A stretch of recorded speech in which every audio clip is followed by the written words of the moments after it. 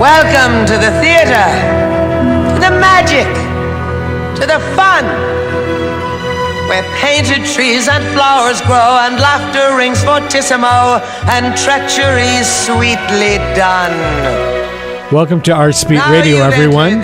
In the background, that's Lauren Bacall singing Welcome to the Theater from the 1970 musical Applause, which was based on the movie All About Eve.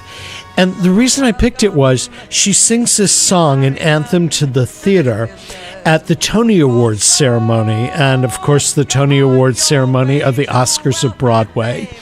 And in theaters around the country, and in cities around the country, actually, Washington, D.C. has the Helen Hayes Award. Chicago has the Jefferson Awards for Outstanding Theater.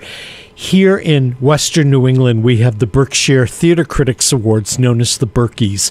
So our guests for the first half hour of today's Arts Beat Radio, Gail Burns and Peter Bergman, are theater critics and arts reporters like myself, and they are organizers of the Berkeys, and the third annual Berkeys will be held on Monday night in Pittsfield. So we'll be talking with them here on Arts Beat Radio today on 89.5 FM WSKB.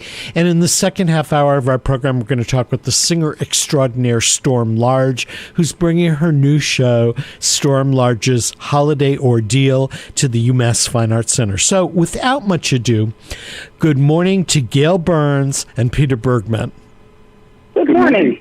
It's great to have you guys. I mean, I see you in lobbies at opening nights, but we never really get a chance to talk about what we do in theater and the fact that we've got this new program that celebrates the best of the theaters in I want to say Western New England, because although a lot of it is the Berkshires, there's some in Vermont, some in New York State, and some in Connecticut as well. How did the idea of doing a regional theater award come to be? Well, it started with Larry Murray. Larry was a critic, and he felt that there was a need for this in the region because he lived here, he loved the theater here, he loved the theater people here, and he felt that it was time that the Berkshires, known for its arts, took a real stand in honoring the best and the finest and the most outstanding in the arts. We should probably say that Larry Murray was not only a theater reporter and writer, but he was an innovative arts marketer who just sort of ended up in the Berkshires. He wasn't from here. I don't know how he got here. Initially, one of you can tell me. And I know he chose to stay and became a major contributor to our cultural milieu. Absolutely. He had been very, very active in sort of what you would consider the prime of his life in his 30s and 40s and 50s. He'd been very active in Boston, and I think he was integral in getting their award ceremony, the Elliott Norton Awards, established over there. So I only got to meet him at the tail end of his life. I had a couple of really nice conversations with him. I knew who he was. He knew who I was, but I never got to really interact with him, whereas the two of you really knew him very well. I know he lived to see the first Berkeys, and then he passed away shortly thereafter. Do you think he'd be happy with how this program has developed? Oh, yes, and I'm sure actually it would be running much more smoothly if Larry were still around. He was very, very good at organizing things. So, although we have come a long way in these 3 years. We started out. We certainly have. We started out, Larry talking to me and a few other people in August of 2016 with our first awards in November of 16, which was not a lot of time to get this all organized. No, and I give Peter huge props. He is definitely our organizer extraordinaire and has been for these 3 years, and I hope will continue to be for many more. We knew Larry was ill and would not live many more months in the middle of the summer of 2016. Larry and I reviewed together and drove. I had the car, so we would drive together to the theater and back. And there are no short trips to the theater in Western New England. And we would talk, and we would often talk about awards. And he would usually tell me that I was completely insane to even think that was a possibility. But when we learned that he was ill, a bunch of artistic directors in the Berkshires approached me and said, we want to have a party for Larry before he dies. We want to have a party in the fall. And I called Larry and I said, these people would love to celebrate your life. And it could either be a party or it could be awards. And I could just hear his energy change over the phone. He was so excited that could happen, that the culmination of his work here in the Berkshires could be the beginning of the Berkeys. And we just took it from there. Now, the Berkeys honor the outstanding performances, directors, designers, choreographers, and all. But there's also an award named for Larry Murray, which in the previous 2 years has honored somebody who's made outstanding achievements in nurturing and developing the theater in Western New England.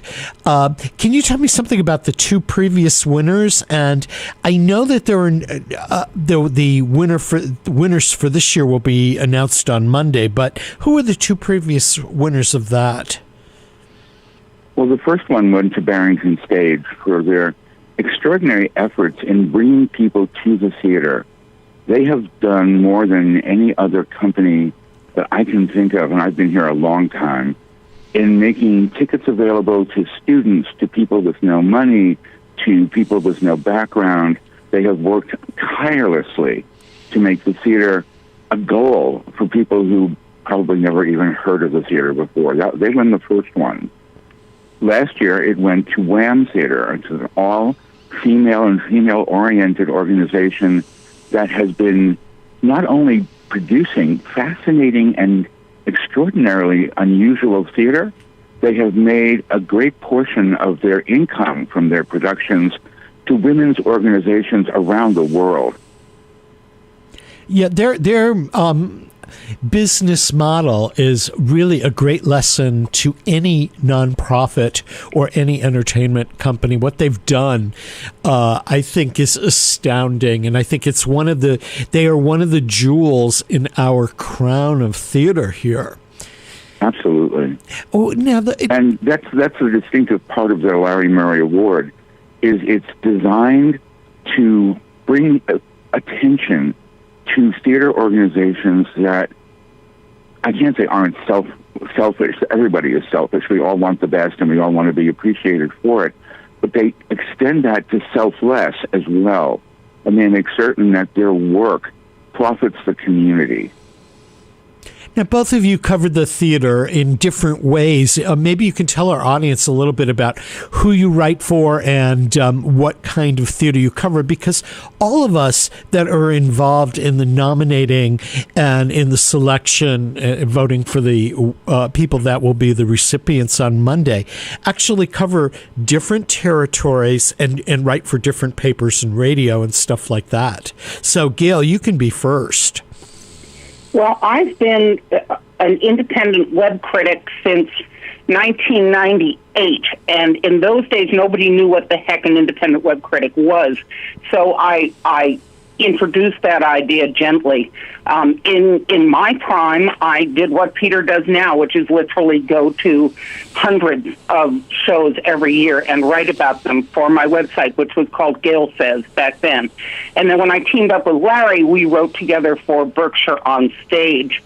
But basically, my career in arts journalism has been about promoting the amazing theater in this area. I mean, sure, there are times when I write a bad review. That reviewing isn't writing press releases, but it's so astonishing what we have here, whether it's in a big theater like Barrington Stage of the Williamstown Theater Festival, or whether it's in somebody's barn in a hayfield. I have seen amazing stuff over the last 20 years. And Peter, what about you? How did you get into writing theater criticism? It's a strange story, Mark. I started writing theater criticism when I was 14 years old, back in New York City. I saw a play, it moved me, and I wrote a review, sent it to a local newspaper, and oddly enough, they printed it, not knowing anything about me or my background. They sent me money, and I couldn't believe it. It was more than I paid for my ticket. And that just continued and continued and continued. And it's gone on for, I hate to tell you how many years. In fact, I won't. But we're going way, way back to the time of Laurence Olivier and Anthony Quinn on Broadway. So you can figure out for yourself that it's been, more than 30 years. When I started writing here, it was for a local newspaper. They had lost their critic, and she, in fact, had recommended me. I'm not sure what possessed her, but she did. And I've written for 7 different newspapers in the Berkshire region. I started my own review website, Berkshire Bright Focus, because I was working for a newspaper, and the editor would not allow me to review, among other things, Barrington Stage, because she had worked for them and didn't like them. And I thought that was unreasonable. So I started my own review website, and that has continued to grow, and I've worked for other places, including the Berkshire Edge, which is an online paper. The problem with print journalism I've discovered out here in the Berkshires is we have fewer and fewer newspapers every couple of years. They just die away. So having the online presence has been sort of a wonder. This year I reviewed 143 shows. Boy, I feel like I do very little compared to the two of you. I am the theater writer and the arts writer for the Westfield News Group and its syndicated newspapers, and also have the radio presence here. I'm very fortunate that my publisher at the Westfield News Group, Patrick Berry, takes my reviews and puts them online actually before they're in print.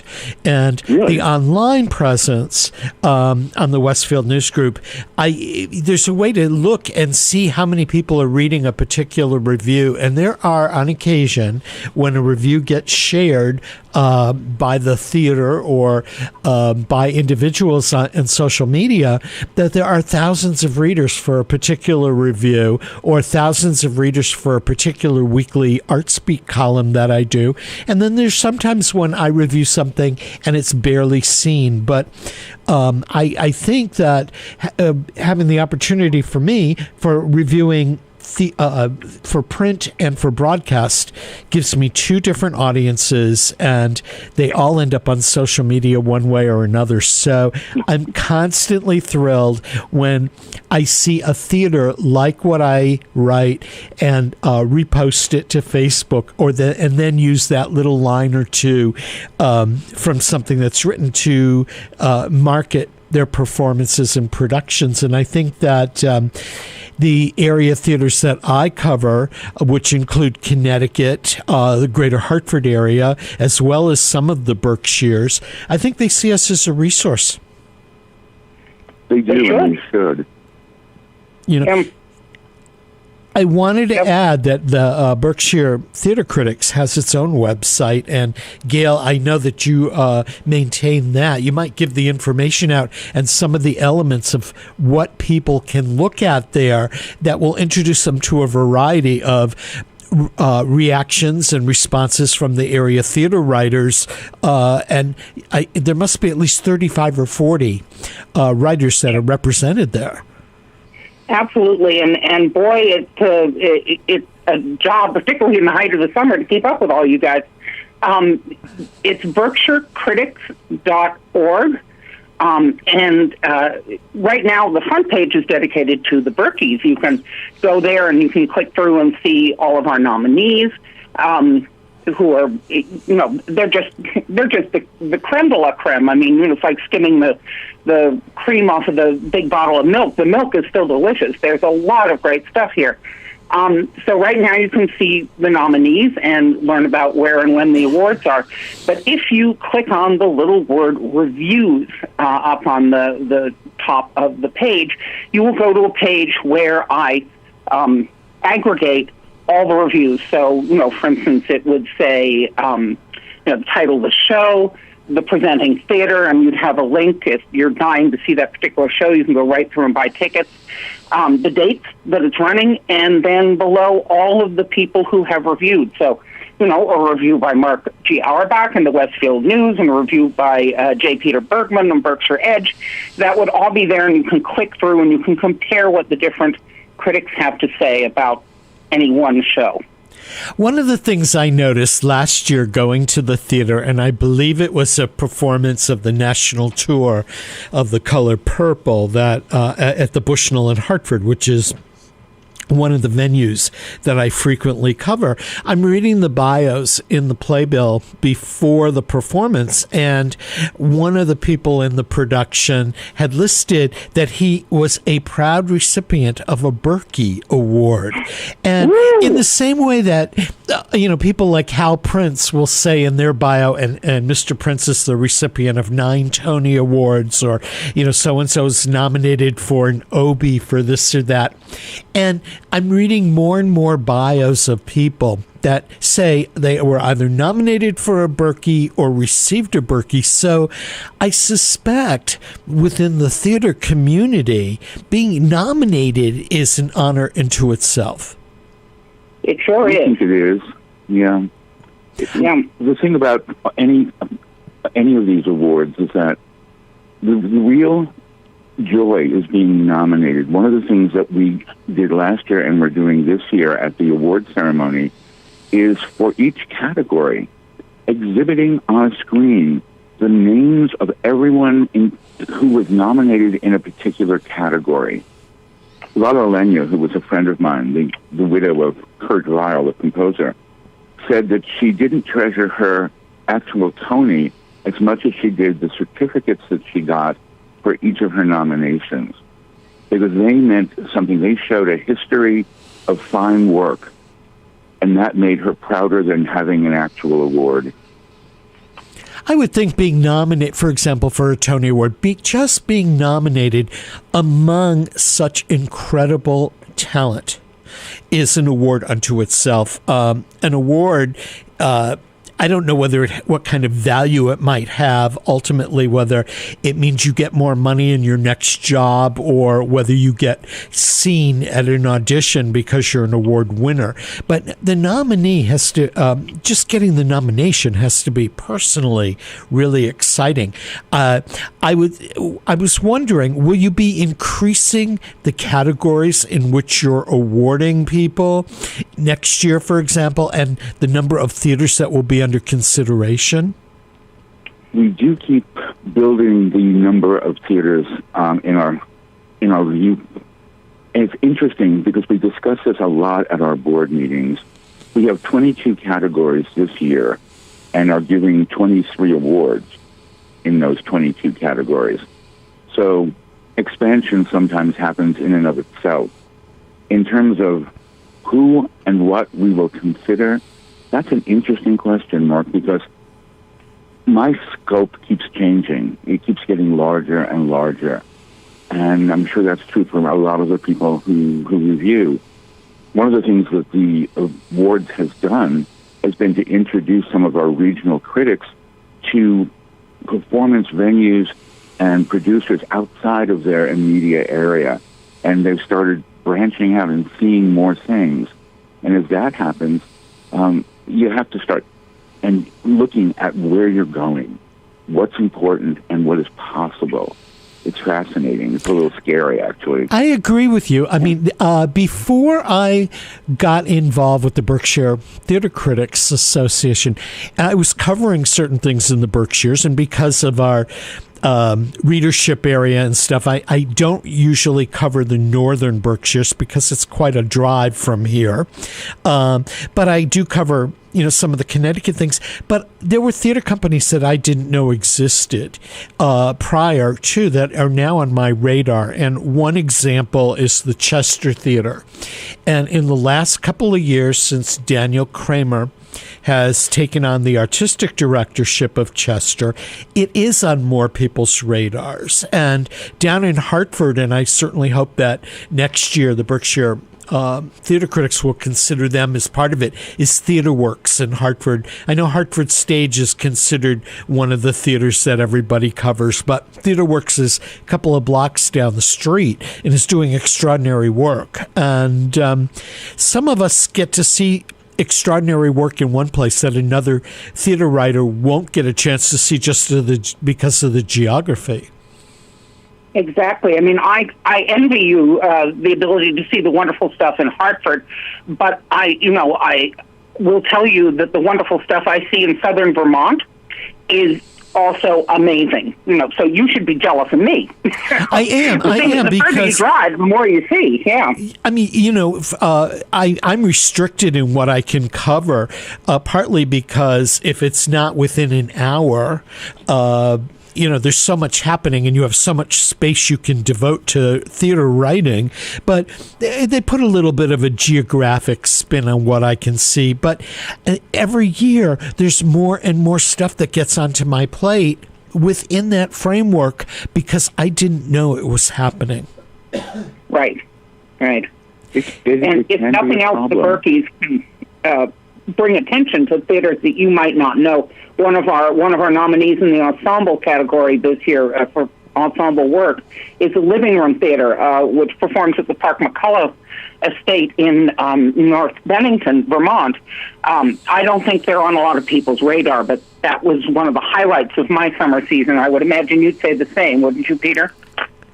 Indeed, I would. I'd heard about them for a couple of years and kept trying to figure out if I could get them into my schedule, and finally did, and I don't regret it for a moment. It's an extraordinary setting to begin with, and the theater work is highly professional and totally engaging. Yes, yeah. Okay, we're going to take a very fast break here because we need to acknowledge our underwriters that provide community radio here on 89.5 FM WSKB. You're listening to Artsbeat Radio. Peter Coles is our engineer this morning. I'm Mark Auerbach. When we come back after the underwriting announcements, we'll be talking more with Gail Burns and Peter Bergman about the upcoming Berkey Awards. And on the second half hour of today's program, we'll be chatting with the singer extraordinaire Storm Large. So don't go away. Support for the community programming of WSKB is provided by the Dunkin' Donut Shops of Westfield and the Sardinia family. It's nice to know that even as the world changes, Dunkin' Coffee remains the same at 7 convenient locations throughout Westfield. We thank the generosity of our underwriters. For more information, please contact the Westfield State Foundation at 413-572-8646. He rules the roost on Thursday from 6 till 10. It's Patrick Berry. Community Radio. 89.5 WSKB. Live from the campus of Westfield State University, this is 89.5 FM WSKB Westfield.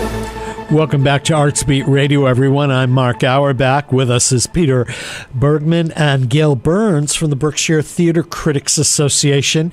And the Berkeys, the third annual Berkshire Theater Critics Awards, happen on Monday in Pittsfield.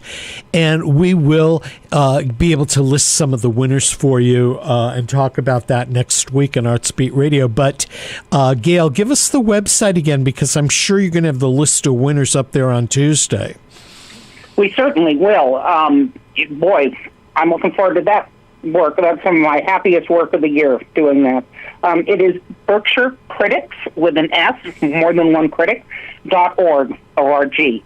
And I hope lots of people will go there and see what they missed and book tickets for next season. I'm sure it's got a wonderful season coming up.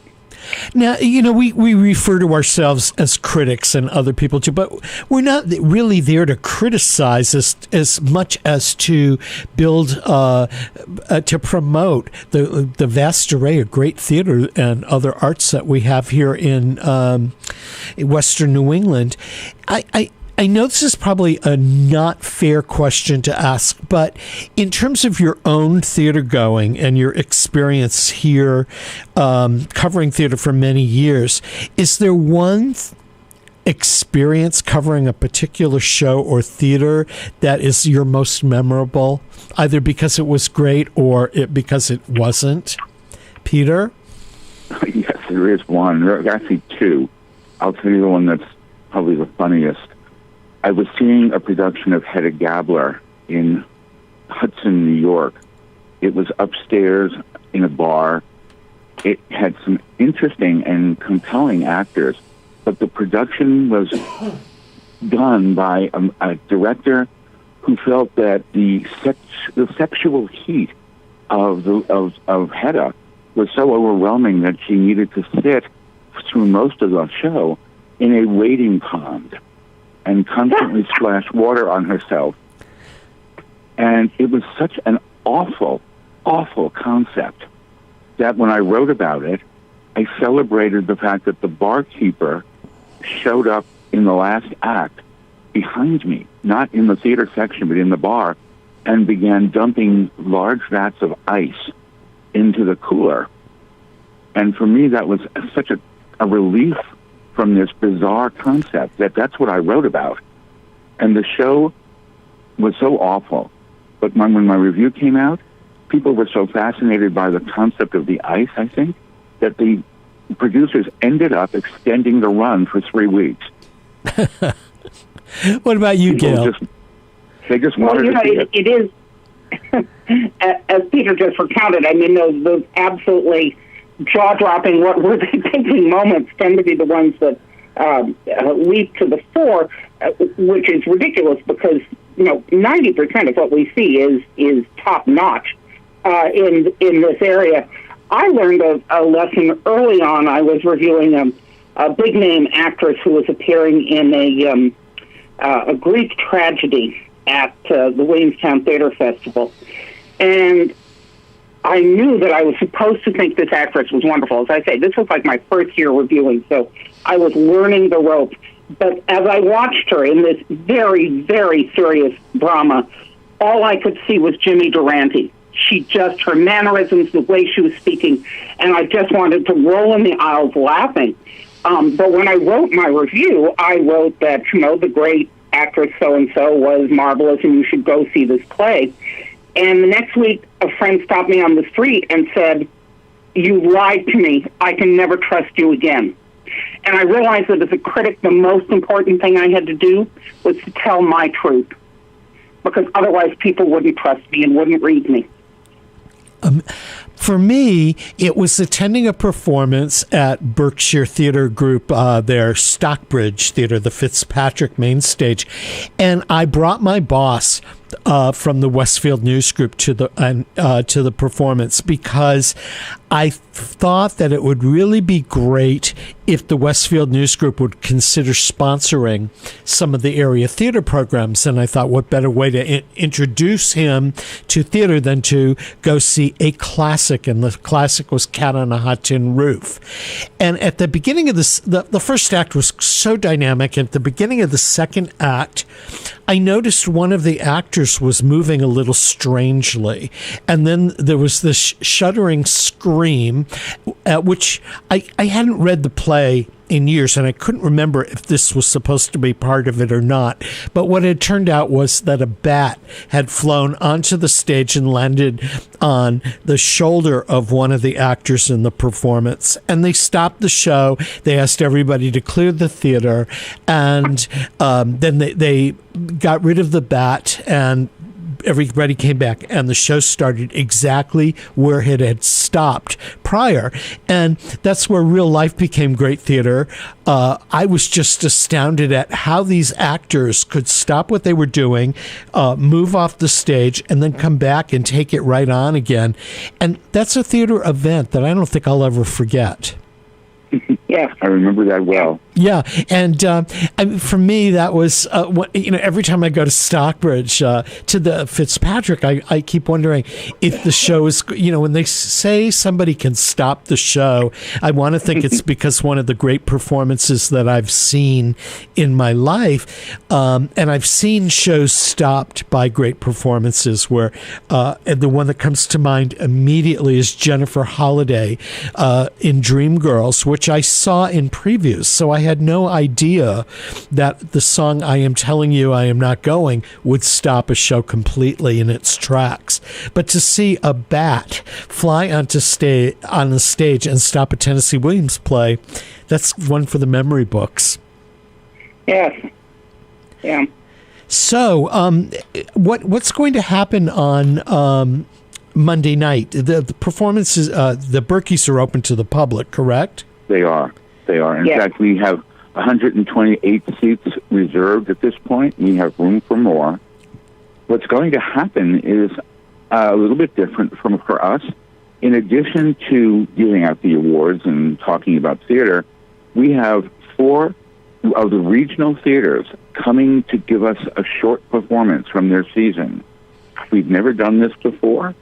We have people coming from Sand Lake, New York. We have people coming from Catskill, New York. People coming from Oldcastle in Bennington, Vermont, and from Chester Theater, which he mentioned earlier. So I'm expecting this to be a lot more exciting and a lot more overwhelming because everybody will have a chance to see the things they could not see during the season. So, one thing that Berkey does is gives all the artists and artistic directors a chance to actually be in the same room together, because when the season is cooking, they're not seeing anybody but their own team. And so it's really exciting just to have a chance to all get together and celebrate what we do corporately, because, each successful theater production encourages more people to go to the theater. So we all support each other. Peter Bergman and Gail Burns, I want to thank you for joining us this morning on Artsbeat Radio.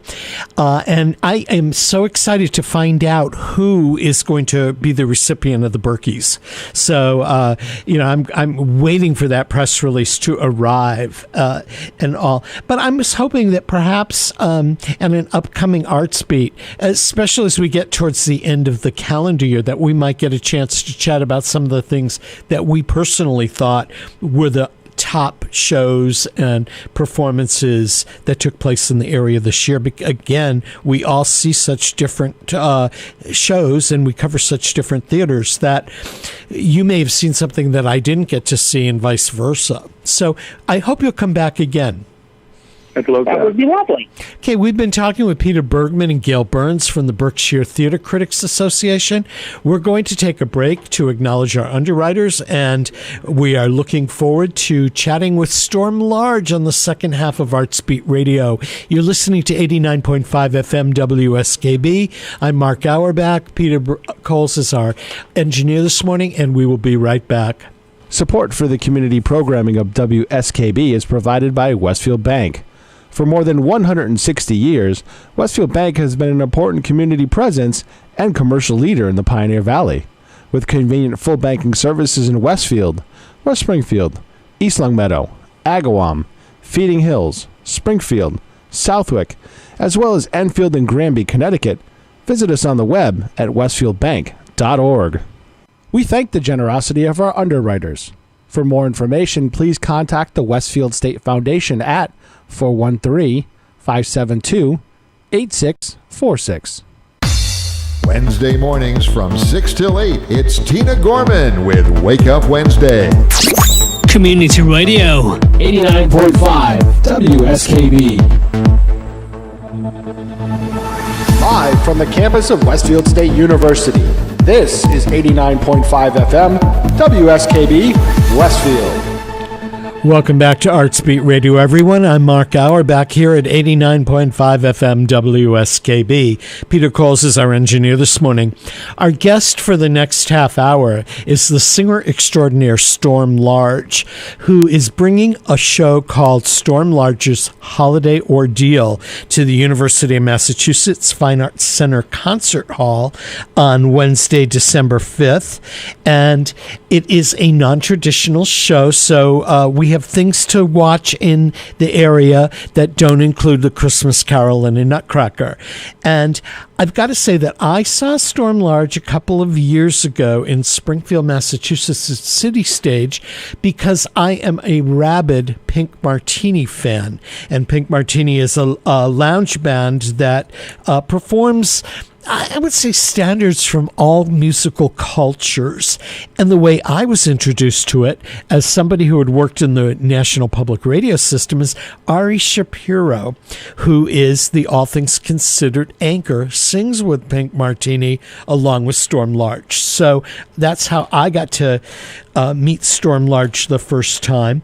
And it's really great when you have an internationally known person in the arts and in music who hails from Massachusetts. And Storm Large is from, I'd say, let's just say down the Mass Pike a little bit. So good morning and welcome.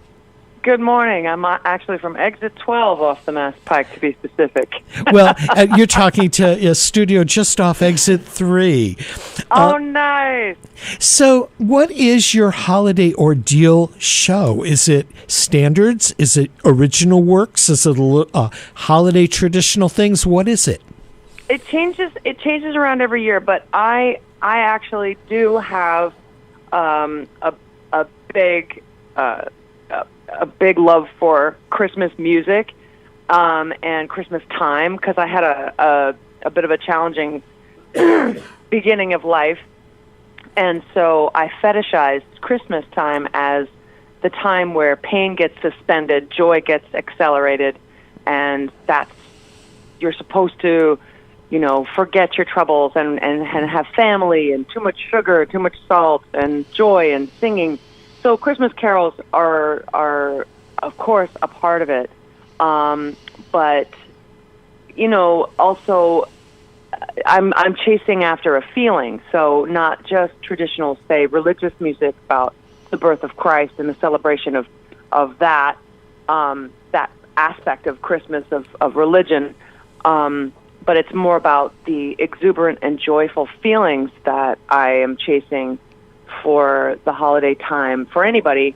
So that includes, Don't Stop Believin' by Journey. That includes, Spirit in the Dark by Aretha Franklin, which is a little bit religious and spiritual, but it's more about the just that release.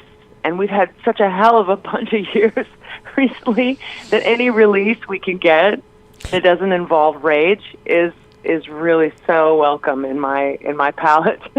I would think so. You perform with orchestras, and you have a great band, the Boners.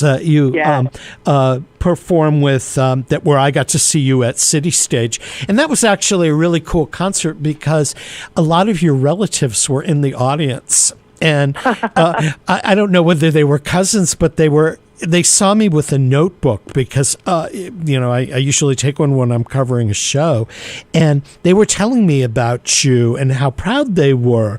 And it felt like I was at a family reunion, but I just loved the fact that you could do standards, original works. You threw a little Broadway in there, which is my favorite, and you really gave the audience 90 minutes of nonstop music that was all different kinds of things. So are you performing with your band at the Fine Arts Center, or are you performing with an orchestra? It's going to be with my band. It's going to be with Le Bonheur, and we have a orchestral holiday ordeal thing that we are putting together, and we're writing original Christmas music and holiday music and solstice music and that kind of things. But also, we're constantly adding and expanding the holiday show because I can't get enough of it. I love it. How many shows do you do a year? I mean, it seems that every time you're either with Pink Martini or you're with a symphony or you're on your own. But if you look at your Facebook page or website stuff, you're just all over the map all the time. Yeah, I'm on the road about 250 days a year. And I noticed that, or maybe I heard that you've not only done the concertizing in a variety of venues, but you've also done theater. Oh yeah, I've done theater and some film and some television and writing plays and books. I've got a lot of energy. I'm almost 50, and I just can't not be doing something creative or active. I love to rest. Believe me, I'm sitting here in my pajamas right now in this bed in Philadelphia, but I get very sleepy, and I sometimes just want to stare into middle distance and not talk. But like anybody, but I feel like for a long time now, I feel like performing and singing, making people laugh, making people feel good, that's kind of my service. It's my service to my fellow man. That's basically what I was made to do. And so many people would love to be able to do what I do. As it's not all, blowjobs and cocaine, let's just say. It's a lot of hard work. Yeah. It's a lot of hard work. But it's heartbreaking work, but it's what I have to do, and a lot of people would love to be able to do it. So it's my duty and my honor to continue. And you do it in a variety of styles. I mean, you certainly have your own musical style, but when you're taking on a standard or performing with a symphony orchestra, I would assume like in a pops kind of style and venue, versus performing with your own group, I would think that what you're doing performance-wise is constantly changing from city to city and show to show. Yeah. Slightly. I would say it varies. When I'm touring with my band, it's really on a whim, unless we're with an orchestra, in which case the orchestra has to have a set array of songs, and it has to be in a certain order and very specific. But that varies a little bit depending on the show, depending on the time of year. My shows, I could just get a wild hair and do a bunch of different things that no one's ever heard, but normally it falls somewhere in the 80, 90 songs that I know with them. Pink Martini, we usually do a lot of the same stuff with some new things thrown in, but yeah, I think sometimes the worst thing that could happen to someone is, like, an actor becomes really, really famous for one role or one kind of role, and a bunch of people suddenly, the people who love you, who give you your job, basically, who want to pay to see you, they're paying to see you be that one thing. And it's very hard to break out of that. I'm lucky that I've kind of always flown under the radar, I've always been independent, done my own thing. I've never had a record deal. I've only had a manager for the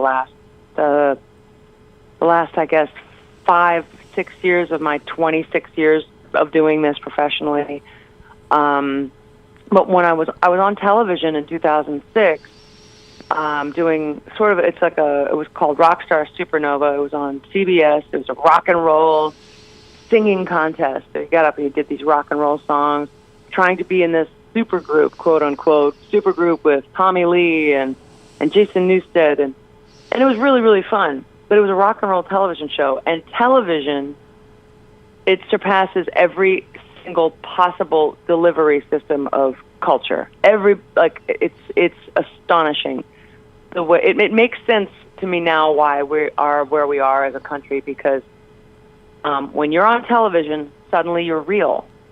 It's the weirdest thing I've ever experienced. I've had plenty of fans of my music and people who've heard records, people who've seen my shows, and they're such a tremendous separation between a musician and a fan, even if I've shaken their hand and met them.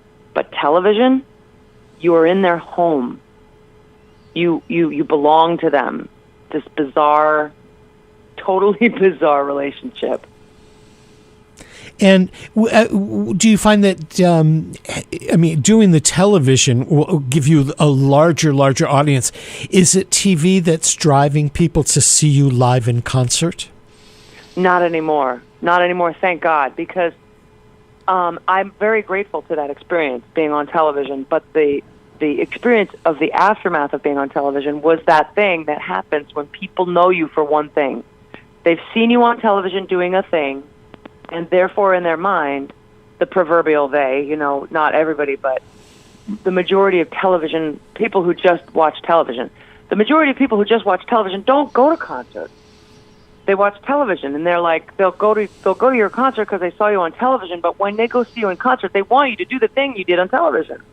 And it might have been 10 years ago. I had people yelling from the back of a symphony hall, yelling, rock and roll, this sucks, like screaming, because I wasn't stage diving. I wasn't doing the things that I did 12 years ago.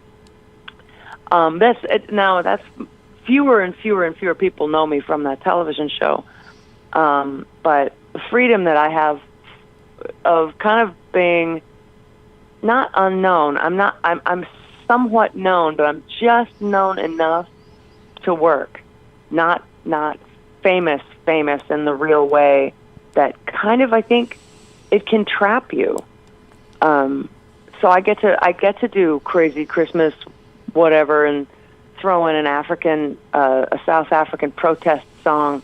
I can talk about whatever I like. It's a lot of freedom, I think, in that. Now, I know you write a lot of your own material, but you also do everything from Broadway and standards to standards of other musical cultures with Pink Martini. Yeah. What attracts you to a song and you say, I've got to perform that? Or do you go seeking new material, or does new material find you? Both. Thomas Lauderdale in Pink Martini, he is the curator, and he goes through a lot of music of his comes through the cinema, foreign cinema, and he's got a very colorful and beautiful palette of what he looks for. For me, it's just heartstrings. Whatever gets me pumping my fists, whatever gets me really, that gutted me. Oh, that's so beautiful. Songs. Some people send me songs, but that's usually people want to hear me technically sing something. They like the voice of this song, and they think I have a good voice and I can sing that song. And I could probably sing most anything, but the song has to move me in some way. It has to move the needle. It has to be very authentic sounding, and it has to mean something emotionally to me. Otherwise, I won't be able to sell it. You know what I mean? I won't be able to. If something means something to me, I can make it mean something to you. Yeah. But if it's kind of like, well, it's a cool song, it's fun, I don't get it. I mean, I don't really get the motivation, and it just sounds like a party song. I could probably pull it off, but it wouldn't be very genuine. It wouldn't be honest coming from me. Did you have musical training to sing? Because you sing everything from quiet ballads to really heavy rock, and I would imagine that it takes a big strain out of your voice. It does. I've never been formally trained as a vocalist.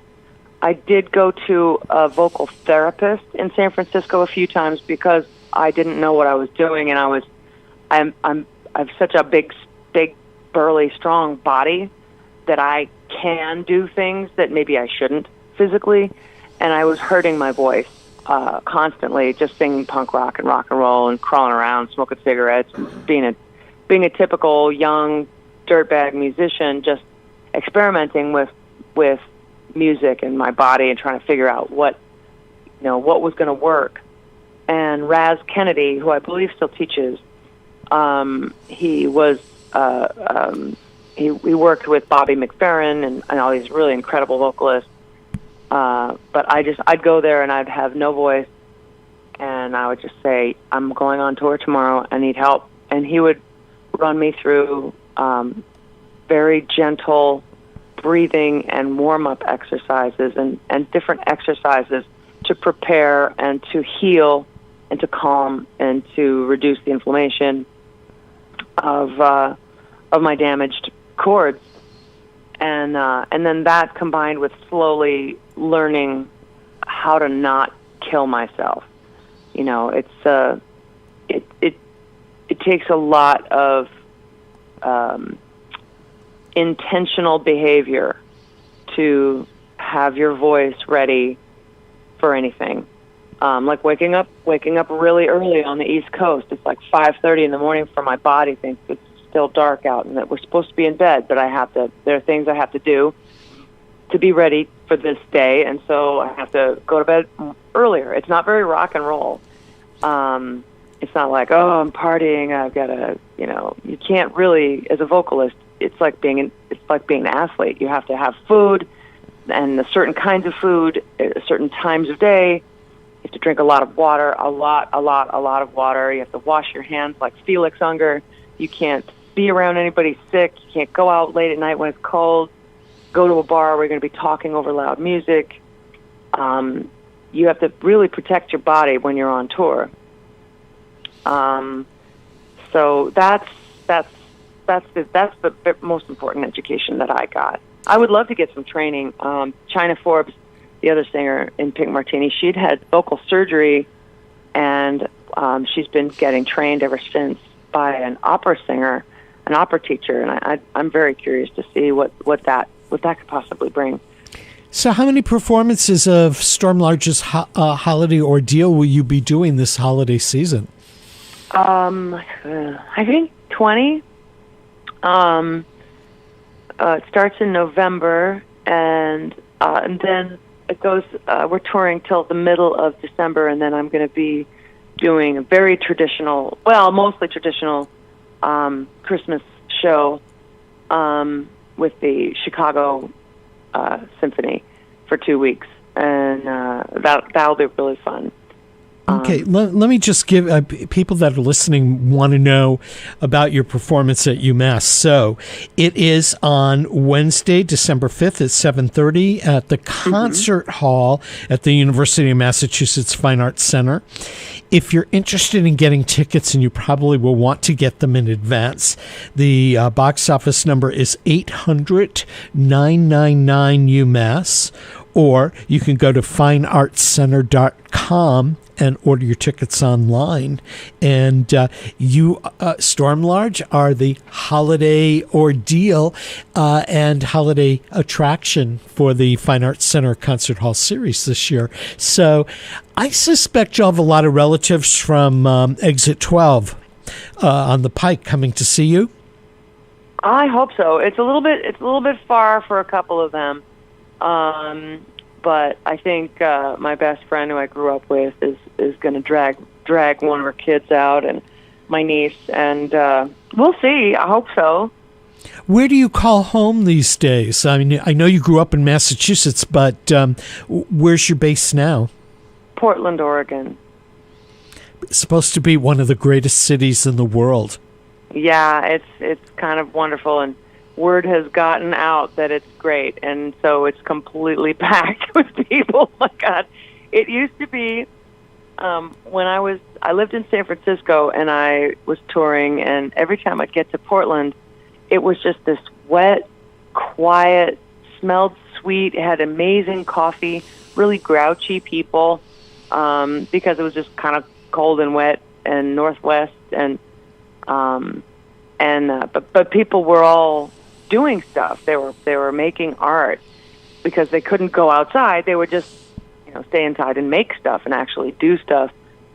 And it was just really quiet and peaceful. And and Seattle had all of the fame and all the glory in the 90s in terms of like producing Nirvana and Soundgarden, Pearl Jam. It was like everybody was talking about Seattle. So Seattle was this big plaid wrapped cultural,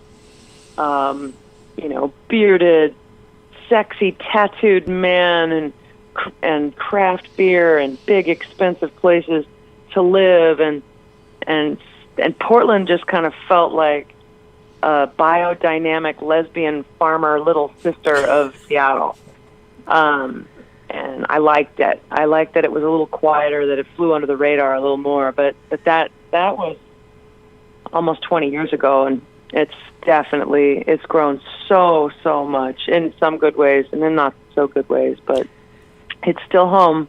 And where the band, are they also based in Portland, or do they kind of fly in to meet you wherever you're performing? They're all in and from Portland.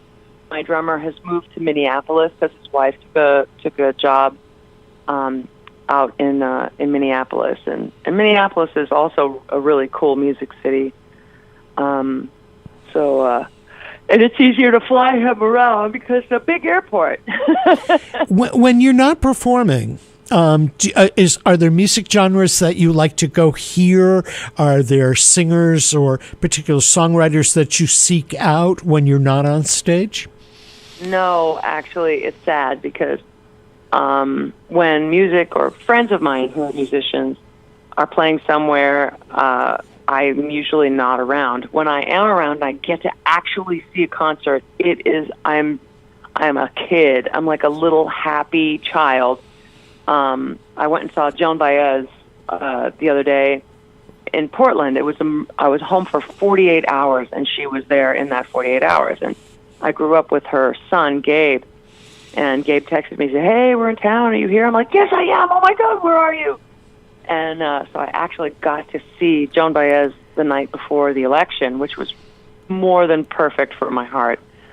And but I very, very rarely get to go see music because I'll be on tour and I'll need to be in bed. I can't be out partying and drinking the night before a show. It sucks. Storm Large, I want to thank you for joining us this morning. I know that for people that work at night in the arts and in music, that this early morning hour is not the best in the world. But I sure look forward to seeing you when you're here next month at the Fine Arts Center at the University of Massachusetts. And we're actually going to end today's radio broadcast with one of Storm Large's more traditional treatment of a standard.